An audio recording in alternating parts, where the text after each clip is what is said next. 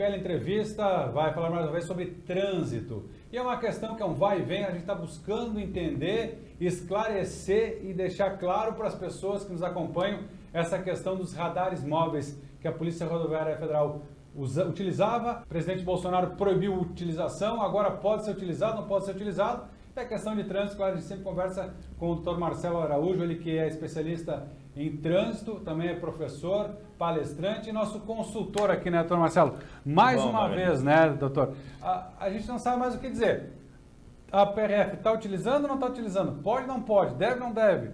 Está meio complicado, está tudo sendo judicializado, né, hoje em dia. Magani, eu até tenho temor dos teus seguidores, né, que acompanham as notícias, porque às vezes está sendo reproduzida uma notícia de pouquíssimo tempo atrás, 2 meses atrás. Sim. A pessoa diz, estou bem informada agora. Só que ela esqueceu de ver a notícia de hoje, que já não é aquela notícia que tinha dado. Então tem que fazer um cronograma das notícias para que não se perca. Nesse assunto que você falou, no dia 15 de agosto desse ano, né, o presidente Bolsonaro, ele fez um despacho presidencial. Vamos entender que instrumento jurídico que é, porque é uma confusão, lei, medida provisória, decreto, ou seja, dentro da hierarquia de normas, o que ele fez? Vamos entender que foi praticamente uma ordem direta. Despacho presidencial é você pegar um papel e dizer, cumpra isso aqui para o teu hierarquicamente inferior. Nessa estrutura que se encontra a Polícia Rodoviária Federal, ela está no Ministério da Justiça e Segurança Pública, que é do ministro Moro, que obviamente se subroga né, hierarquicamente ao presidente. Então, no momento que o presidente Bolsonaro, em 15 de agosto, fez esse despacho presidencial, eu daria uma equivalência a uma portaria. O que é uma portaria? É uma normativa que você faz dentro do teu grau hierárquico. Por exemplo, o diretor do Detran para o funcionário ali, horário de atendimento, por exemplo, vai fazer por uma portaria. Ele deu uma ordem direta para a Polícia Rodoviária Federal suspender a utilização dos radares móveis, estáticos e portáteis. Ele então foi direto, ele pulou pelo ministro, foi direto à Polícia Rodoviária Federal e disse assim, isso que eu quero. Isso que eu quero, ponto.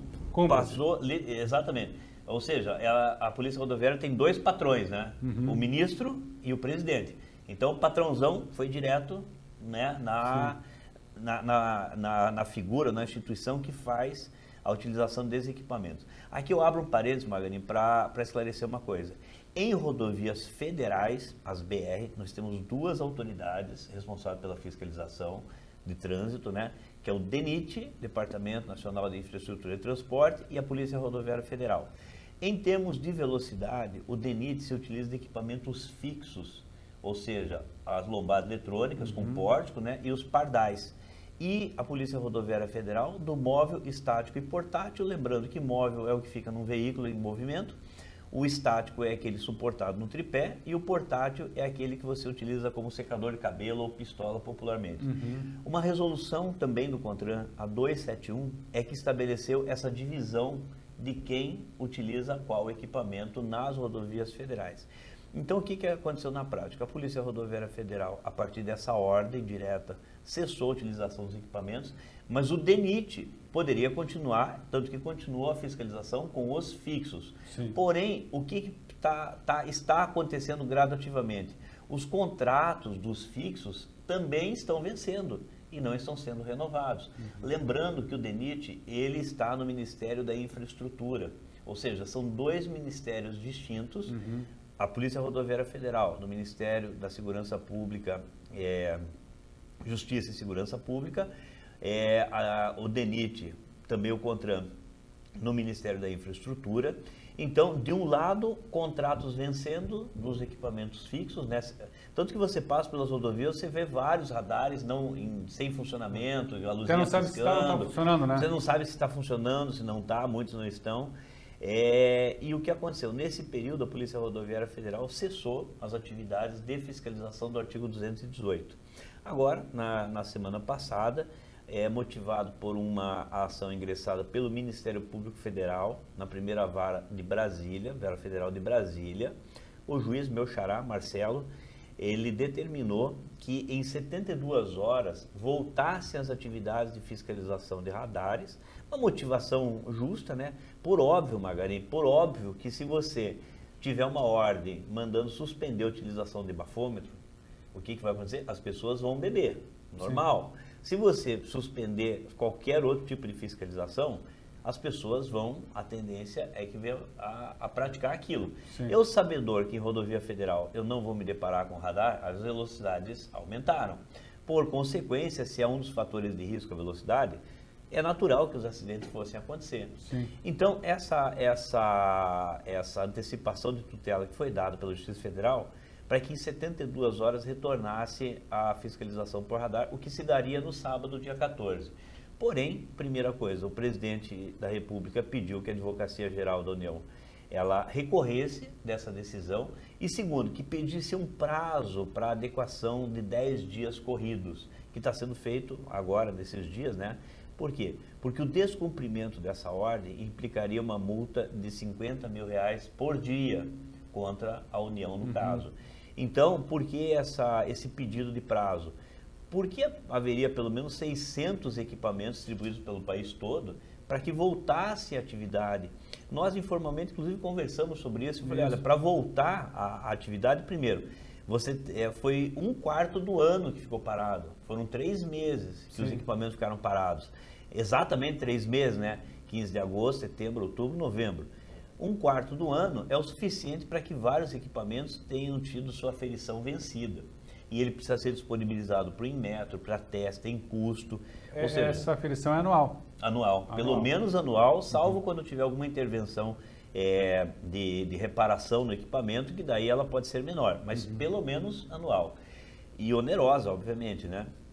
E aí vem a questão, ainda quando haja condição de cumprir essa ordem, como controlar o cumprimento dela? Porque não tem como o juiz ou, eventualmente, sei lá, o cartório do juiz ou alguém fiscalizar que efetivamente está lá. Por quê? Porque você fazer uma blitz, você fazer uma fiscalização dessa por amostragem, o policial rodoviário estar na rodovia efetivamente ali cumprindo, né? É uma coisa que é uma decisão administrativa, é uma decisão de logística. Então, como que você vai controlar que está cumprindo ou não cumprindo? Se tiver um policial rodoviário no Brasil todo, com o radar, por exemplo, estático e exercendo atividade, como não dizer que a ordem não está sendo cumprida? Até porque fica emblemático, Magani, porque, veja, você tem um patrão, nesse caso 2 patrões, né? O ministro e o presidente. O teu patrão diz, não faça isso porque eu não quero. Aí, o juiz manda que você faça isso. E a ordem judicial não se discute, se cumpre. Sim. Mas ao cumprir a ordem judicial, você está desagradando o teu patrão. Olha que emblemático. E aqui, Magani, eu vou sair um pouco desse assunto, apenas radar, legislação de trânsito, para relembrar uma coisa, quem estuda direito aqui, até filosofia, é a questão do Montesquieu, que é a tripartição dos poderes. Então, o que foi criado para que haja o que a gente chama de equilíbrio, né? Sistema de freios e contrapesos. Eu tenho um poder executivo, que executa, eu tenho um legislativo, que faz leis, e eu tenho um judiciário, que julga. Então, eu começo a perceber que nessa questão trânsito, o sistema de tripartição de poderes está sendo testado ao máximo. Por quê? De um lado, uma ordem do poder executivo, através desse despacho que eu falei, determinando algo. O poder judiciário, entendendo que essa ordem ela vai contra os interesses da população, contra a segurança pública, segurança de trânsito, emite uma ordem contestando a ordem do Poder Executivo. Olha o legislativo aqui sendo usado, exercendo também seu poder. E de outro lado, outras normas, por exemplo, projeto de lei que vai ser submetido ao Congresso em relação à pontuação na carteira e simplificação do processo de habilitação. Isso foi iniciativa do governo federal, do Poder Executivo, porém submetendo à Casa de Leis, que é o Congresso. Então, seguindo o processo legislativo, para que o legislativo ele entre também com o seu papel e vários pontos, assim como o pacote anticrime, ele já vai começar os debates, modificações, não saindo do jeito que foi mandado. Ao mesmo tempo, a gente conversou a respeito do DPVAT recentemente também, que foi medida provisória. Medida provisória é o Poder Executivo legislando com força de lei. Só que agora já teve um parecer, também está sendo questionado essa medida provisória, e o ministro Fachin, aliás, com muita honra, meu ex-professor da Universidade Federal do Paraná, o Fachin, ele já deu o parecer dele contrário a essa extinção do DPVAT. Então, já fica um mistério, eu não queria ser diretor Detran nessa hora aqui, para saber se eu vou colocar o DPVAT no débito do veículo ou não. Porque nós estamos agora em meados de dezembro, no meio do mês de dezembro, mais 15 dias para decidir. Tem uma decisão do Supremo que pode colocar em xeque essa medida provisória. E um detalhe que o DPVAT daqui a pouco já tem que começar a ser gerada essa cobrança ainda esse ano, para o vencimento do ano que vem. Ele vai ser lançado em princípio no primeiro dia do ano, Sim. né, para fim de licenciamento. Então, Magani, você veja, eu entrei nesse assunto de tripartição de poderes justamente para mostrar que todos esses instrumentos, eles estão partindo de cada um desses poderes. O Poder Executivo, usando desse expediente do despacho presidencial, ou até poderia ser uma portaria, medida provisória, que também é um ato do Poder Executivo legislando. Aí vem o Poder Judiciário fazendo esse controle, dizendo, não, isso aqui, essa ordem não vai ser cumprida, eu dou outra ordem. E o Legislativo pegando essas regras e tentando, de alguma maneira, equacionar isso. E eu vou além. O Poder Legislativo, ele pode também questionar normas administrativas do Poder Executivo, como é o caso de resolução do CONTRAN. Então, por exemplo, quando o Poder Legislativo ele faz um decreto legislativo, ele pode suspender uma resolução do CONTRAN, por exemplo. Uma resolução que foi objeto, na época eu participei, sobre os simuladores de direção. Estava na iminência de ser um decreto legislativo, revogando a resolução do CONTRAN que colocava essa obrigação. Então você veja quanto que emaranhado, coitado do cidadão, que sai na rua. Poderíamos nós estar aqui agora para responder a seguinte pergunta, cidadão. Marcelo, Magani, eu posso correr que eu vou ser multado? A nossa resposta, por óbvio, como cidadão responsável, nós vamos dizer, cidadão, existe a placa de sinalização de velocidade, seja 60, seja 80, eventualmente 100, 110, a qual você deve obedecer independentemente de estar sendo fiscalizado. A fiscalização, ela vem com uma resposta pela desobediência. Então, se for para falar sobre multa, nesse momento, nem eu nem você sabemos responder o que está acontecendo de fato. Nesse momento estamos gravando o programa, os radares estão de volta, os da Polícia Rodoviária Federal, o DPVAT não vai ser cobrado, no momento que estamos gravando o programa, né? Nesse momento está assim. E são 9 e pouco da manhã. Então, assim, tudo é possível porque essa questão está sendo judicializada, um querendo passar por cima do poder do outro. O que está acontecendo? Tem toda essa questão envolvendo. Quando a gente faz um comparativo, vamos sair um pouco, porque o governo federal, obviamente, ele fica bastante em voga, afinal de contas, atinge o país todo, né? Mas vamos transportar aqui para a nossa cidade aqui, Balneário Camboriú, já falo nossa, né? Já estou apropriando a cidade aqui, já estou colocando no meu coração a cidade. Mas até então não havia fiscalização de radar ou estava suspenso por muito tempo. Imagine que se o controle de velocidade é um fator de risco e há acidentes em função da desobediência à velocidade, poderia o Ministério Público, antes de todo esse processo licitatório, ter exigido que o Poder Executivo implantasse a fiscalização, exigisse mais celeridade, mais rapidez.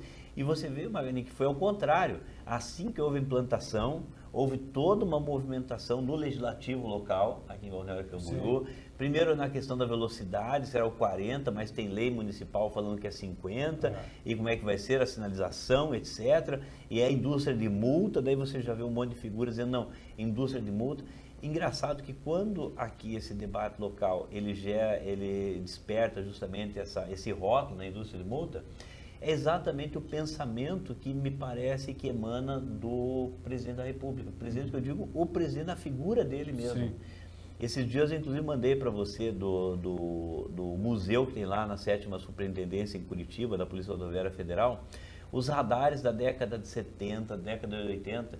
Então dizer que radar é novidade, radar que realmente, né, que seria o nosso pistola, o secador de cabelo, desde a década de 70, quando o código anterior, o Código Nacional de Trânsito, recém havia entrado em vigor, em 66, regulamentado em 68, não é novidade a utilização de radar. E como a gente já falou, o único jeito de você coibir ou punir a desobediência ao artigo 218. Então, Magani, essa guerra entre poderes e de entendimentos também, ela para a população me parece estar sendo muito nociva, Porque muita gente me pergunta, então já é 40 pontos? Não, isso é um projeto de lei que foi para o Congresso. Então não está valendo 40, porque eu recebi uma notificação que eu tenho 20, eu pensei que era 40. Não, não é. Olha, eu fui viajar, agora recebi uma multa de velocidade, está valendo, está valendo. Não, é que foi rodovia estadual, inclusive o comandante da Polícia Rodoviária Estadual em Santa Catarina te concedeu entrevista dizendo, corretamente ele falou, aqui não me atinge. Sim. Se o município aqui quiser colocar também radar estático, portátil, também não vai atingir.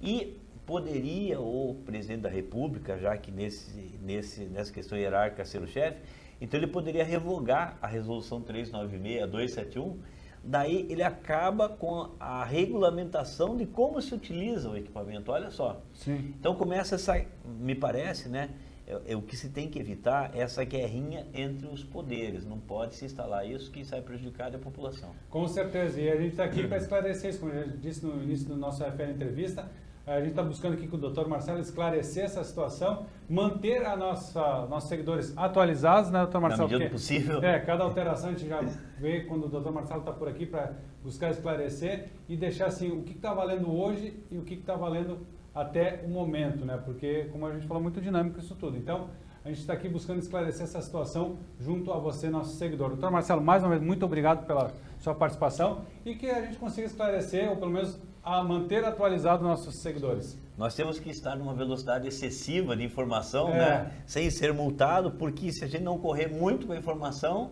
a notícia nos ultrapassa. Ultrapassa. E se a gente correr demais, a gente é multado porque fala muita coisa Exatamente. Antes de acontecer. Atropelado. Porque algumas coisas a gente conversa fora do ar aqui e até parece que estamos antecipando as decisões, né, doutor? Impressionante, hein?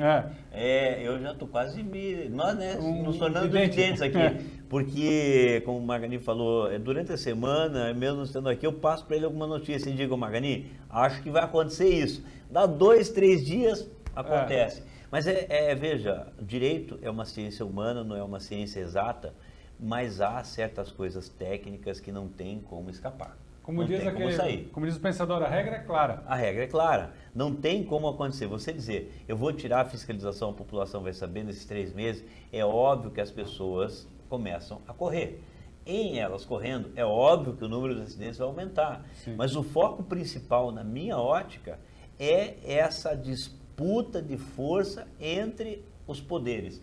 E óbvio, Magani, eu até coloco o seguinte, essa equidistância entre os 3 poderes, legislativo, executivo e judiciário, mas agora nós temos não só a imprensa, mas as redes sociais, gerando uma grande influência. Você acha que o que movimentou o Ministério Público Federal para o ingresso dessa ação foi apenas a atitude em si ou a cobrança da sociedade, das pessoas que são ligadas ao trânsito, que motivou que houvesse essa lei? Então essas motivações, elas também vejo que um outro poder, como a gente costuma falar, antes a gente sempre falava da imprensa, hoje eu falo da imprensa e das redes sociais hoje, trabalhando muito forte nas decisões do Executivo, Judiciário e do Legislativo. Com certeza. Voltamos a qualquer momento. A qualquer momento. Qualquer atualização, estaremos aqui trazendo as informações. Obrigado mais uma vez, doutor Marcelo. Estamos aqui. E o FL Entrevista fica por aqui. A gente volta então durante toda a nossa programação e sempre com notícias e entrevistas diferentes, atualizadas e novas. Certo?